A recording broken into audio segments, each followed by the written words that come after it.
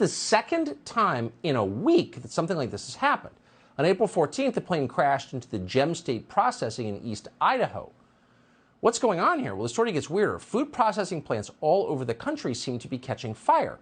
A couple of days ago, a fire destroyed the headquarters of Azure Standard, one of the largest organic food distributors in the country. At the end of last month, a fire severely damaged a fresh onion packing facility in South Texas. In Oregon, a potato chip processing plant just reported a boiler explosion that sent workers to the hospital. Here's a news report on that. Eastern Oregon, where crews are battling a major fire at a potato chip processing plant. Air 12 flew over the scene at Shearer's Foods on Highway 207 in Hermiston. We're told the fire was caused by an explosion of a portable boiler there. 2 people were taken to the hospital.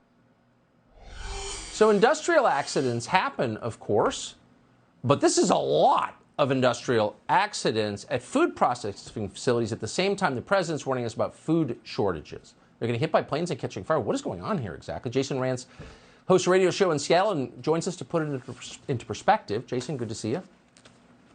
Good to see you. Yeah, obviously, when something happens every so often, you obviously hope that there's no significant damage and certainly no one gets hurt, but you kind of write it off. It's not that big of a deal. Accidents happen. But when you've got well over a dozen food processing plants and warehouses getting destroyed or seriously damaged over just the last few weeks, at a time when the food supply is already vulnerable, it's obviously suspicious, and it could lead to serious food shortages. That's why some folks are now wondering, well, number one, what's going on? And you've got some people speculating that this might be an intentional way to disrupt the food supply. Wait, may I ask you to pause there really quick? Can I just ask you, I just want to nail this down so our viewers understand.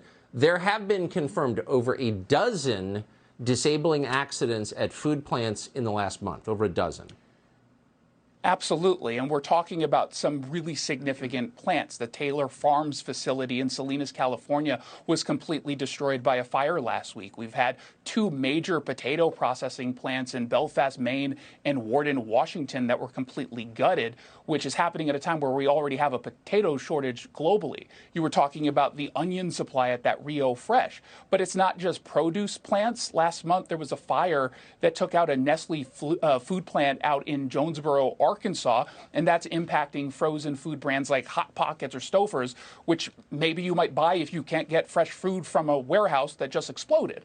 And that Shearer's food facility you just mentioned in the open, I mean, that's the only West Coast facility that they operate. So there is some significant concern, of course, that this is going to impact the supply chain. Now, to be clear, the timing is very suspicious. It's obviously concerning. Police are saying that these fires are due to faulty issues with equipment, so they're not saying that this was intentional. Either way, it's obviously going to have some significant, implications in us getting our food. Yeah, I mean, an hour ago, a plane crashes into a General Mills facility.